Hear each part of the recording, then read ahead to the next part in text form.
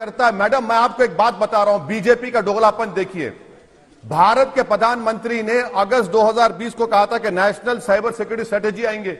Air India का data breach हो गया मैडम, बिग बास्केट का डेटा ब्रीच हो गया, महाराष्ट्र में पावर ग्रिड का डेटा उसमें ब्रीच हो गया। आप बताइए फिर सरकार डेटा ब्रीच को रोकती नहीं है? सरकार ये चाहती है कि उनके खिलाफ कोई बात ना आए। अरे डेटा एयर इंडिया का ब्रीच हो गया, बिग बास्केट का हो गया, आपकी डोमिनोज का हो गया, एनसीपीएल का हो गया, मगर उस डेटा ब्रीच की बात ही नहीं कर रहे। अगर आपको करना है तो डेटा प्रोटेक्शन लॉ लाइए, हम तैयार हैं। और ये रूल्स जो बना है मैडम, वो कॉन्स्टिट्यूशन के खिलाफ है, पेरेंट एक्ट के खिलाफ है। आपके पास 300 से ज्यादा एमपी लोकसभा में, आप क्यों नहीं लाते बिल? क्यों अमेंड नहीं करते आईटी एक्ट को?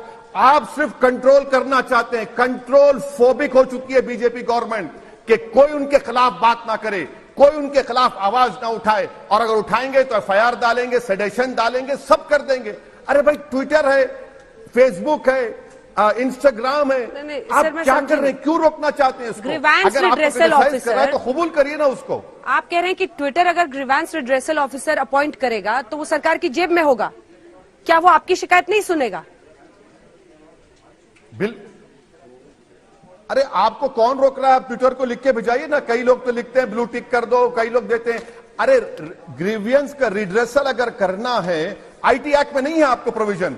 बिठाइए कोई मिनिस्टर को, कल शाम में हम डिबेट करते हैं। आप बताइए ना। आईटी एक्ट 2000 में प्रोविजन नहीं है। सरकार ये कहना चाहती है, झूठ मुझे बताइए ना, उसमें प्रोविजन है कि ट्विटर के प्रोविजन है आईटी एक्ट में। सर वैसे जी, मेरे एक सवाल का जवाब दे दीजिए। पालघर लिंचिंग का केस सभी जानते हैं कि वो वीडियो ऑथेंटिक था। उसके बाद से जब संबित पात्रा ने कोई ट्वीट किया, उस पर मैनिपुलेटेड लिख दिया। कौन सी इन्वेस्टिगेटिंग एजेंसी है ट्विटर के पास? इस पर क्यों नहीं शिकंजा कसना चाहिए कि वो आप एक ऑथेंटिक वीडियो को कहते हैं कि इसको हटा दीजिए वरना आपका अकाउंट इनएक्टिव हो जाएगा, आप मैनिपुलेटेड मीडिया लिखते हैं। कोई तो बेसिस होगा ना, एक ट्रांसपेरेंसी होनी चाहिए ना। चाहे आप लोगों को बड़ा अच्छा लग रहा हो ट्विटर, क्योंकि आपको लगता है कि विरोध की आवाज वहां पर बुलंद की जा सकती है, अच्छी बात है, होनी भी चाहिए, लेकिन ट्रांसपेरेंसी के खिलाफ क्यों हो गए हैं आप इस वजह से? मैडम, आप ये क्यों भूल रही हैं कि पलघर में तो कहा गया कि मुसलमानों ने मारा उनको? आप ये भी भूल जा रही हैं कि पहले तो जो बात जो मीडिया शुरू करे, मुसलमानों ने मारा, बाद में मालूम हुआ कि और लोग थे। सुनिए मैं, वो इशू नहीं है सर। वीडियो हटाने को कहा, जो कि ऑथेंटिक इंफॉर्मेशन के साथ था। बिल्कुल वो भी इशू है। पहले क्या बात कही गई थी? मुसलमानों ने मारा पलघर में, और पलघर का तो केस चल रहा है ना बॉम्बे हाई कोर्ट में, अब मालूम हो जाएगा। रहा सवाल बीजेपी का टूल किट का, तो अब तक एक्शन क्यों नहीं लिए? और टूल किट क्या होता है? तो दिल्ली स्पेशल सेल की पुलिस जो टेररिज्म देखती है, ट्विटर के ऑफिस को पहुंच जाती है।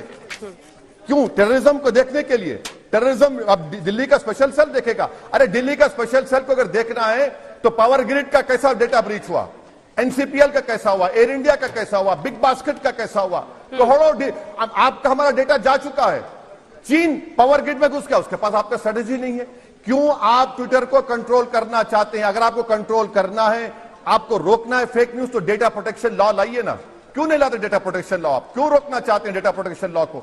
और मेरा और आपका डेटा कोई भी इस्तेमाल करेंगे। अच्छा, एक और बात, सरकार हर ट्विटर यूजर को सस्पेक्ट समझती है। रूल्स में कहती है कि 6 महीने तक आप डेटा को रोक कर रखिए। कौन होता है ट्विटर में डेटा रोकने वाला? राइट टू प्राइवेसी का जजमेंट है सुप्रीम कोर्ट का। क्या प्रोटेक्शन है मेरे डेटा का? कुछ प्रोटेक्शन नहीं है। मगर सरकार राइट टू डिसेंट को रोकना चाहती है। सरकार यह समझती है कि नरेंद्र मोदी की डिग्निटी फ्रीडम ऑफ भारत के फ्रीडम ऑफ एक्सप्रेशन से बढ़कर है। आपको मालूम हो, हैरत होगी कि भारत मुल्क पूरे विश्व में दूसरा मुल्क है जो बार बार लिखता है सोशल मीडिया के इन प्लेटफॉर्म्स को कि डेटा निकालिए, डेटा खत्म करिए। क्यों लिखते हैं आप ये चीजें? क्यों छुपाना चाहते हैं आप G7 में जाकर साइन करके आते हैं और भारत में आपकी एक अलग पॉलिसी है। चलिए ठीक है, इस पर हम लोग बहस अभी आगे करेंगे। 3-4 सवाल मन में है, लेकिन मुझे बताया जा रहा है कि वो बाइट जो मैं आपको सुनाना चाहती थी, अब्दुल समद, उनका जल्दी से जरा प्ले आउट करके सुनाइए ओवैसी साहब को। सुनिए सर, फिर बताइएगा। ये तो कुछ और ही कह रहे हैं, जिनके साथ खुद घटना हुई है गाजियाबाद की। सुनिए। पुलिस वाले ले गए, ले कर बयान हुए। मेरे बयान होने के बाद में पुलिस वालों ने मेरी इतनी मदद करी है, इतनी कार्रवाई करी है। उन्होंने एक मुलजिम को भेज दिया है और एक मुलजिम को, 2 मुलजिम और भेज रहे हैं, और मैं उनका शुक्रगुजार हूँ। पुलिस वालों ने मेरी बहुत मदद करी है। ये ऐसा क्यों कह रहे हैं ओवैसी जी, अगर आपकी बात सच है तो?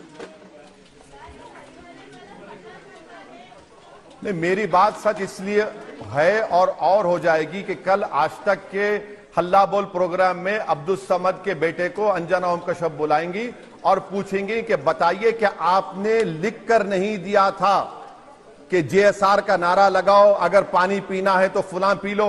आप पूछ लीजिए बुलाकर, उनका बेटा ऑन रिकॉर्ड कह रहा है, आप उनके बेटे से बुलाकर पूछ लीजिए कि हमारा पेशा कारपेंट्री का है, तावीज देने का नहीं है। आप आदिल के भाई को बुला लीजिए। अरे मैडम, जब पुलिस पे भरोसा तो करना ही पड़ेगा ना। ये ऐसी चीज है कि भरोसा भी करो और फिर एंगल आ गया उसमें। क्योंकि कल मैं अगर हल्ला बोल में उनको बुला लूंगी तो फिर आप कहेंगे कि देखिए ये न्यूज एंकर्स और जर्नलिस्ट बैठकर पंचायत लगाते हैं, अपनी अपनी अदालतें चलाते हैं। मेरा सवाल तो सिर्फ इतना है ना सर। बिल्कुल अरे मेरी बात मानिए, आप मेरी बात मानिए। पुलिस की तफ्तीश में मामला चलेगा ना। आप बुला नहीं, आपकी बात नहीं मान सकता मैं, आपकी बात नहीं मान सकता, क्योंकि मैं जो कह रहा हूं अब्दुल समद सैफी के बेटे को कोट करके कह रहा हूं कि हमारे पिताजी ने और हमने लिखत में लिखकर दिया था ये जेएसआर का नारा लगाओ, जो पुलिस ने अपने एफआईआर में इनकॉर्पोरेट नहीं किया। मैं आपको आदिल के भाई बबलू को कोट कर रहा हूं जिसने कहा कि वो बचाने गया। तो अभी शाम में आई है ना सर जी, जो तिनके का सहारा मिला है उन लोगों को जिन्होंने पहले ही वीडियो ट्वीट कर दिया था, बातें फैला रहे थे, उनको तो तिनके का सहारा अभी शाम में मिला है ना। जब तक ऑथेंटिसिटी प्रूव ना हो जाए कैसे ऐसे वीडियो पर पूरी कहानी लिखी जा सकती है? ऑथेंटिसिटी मैं इसीलिए कह रहा हूं ना कि आज तक ऑथेंटिसिटी हो जाएगी। आप बुला लीजिए अब्दुल समद के बेटे को और पूछिए कि ओवैसी ने आज प्रोग्राम में बात कही थी कि आपने लिख कर दिया था, आपका तावीज का धंधा नहीं है। आप बबलू को बुला लीजिए, सब मालूम हो जाएगा ना। हम ये पूछना चाह रहे हैं कि आखिर सरकार इस वाकये को इस नजरिए से क्यों नहीं देख रही है कि 2014 से जो वाकयात चलते आ रहे हैं ये तो हेट क्राइम है। और अच्छा, और आखिरी बात अब याद आ गया, आपने आईटी एक्ट का पूछा था मैडम, सेक्शन 69 सबसेक्शन 3 देख लीजिए आप। Section 69 subsection 3 of IT act देख लीजिए 2000।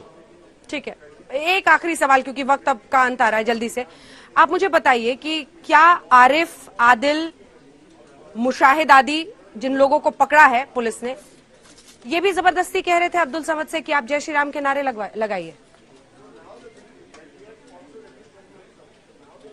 ये तो अब्दुल समद सैफी के बेटे कह रहे हैं, यही तो बात कह रहे हैं। इनके बेटे को आप बुला लीजिए मैडम, आप बुला लीजिए, आपको अंदाजा लग जाएगा, आपको सच्चाई मालूम हो जाएगी। चलिए, बहुत बहुत धन्यवाद आपका।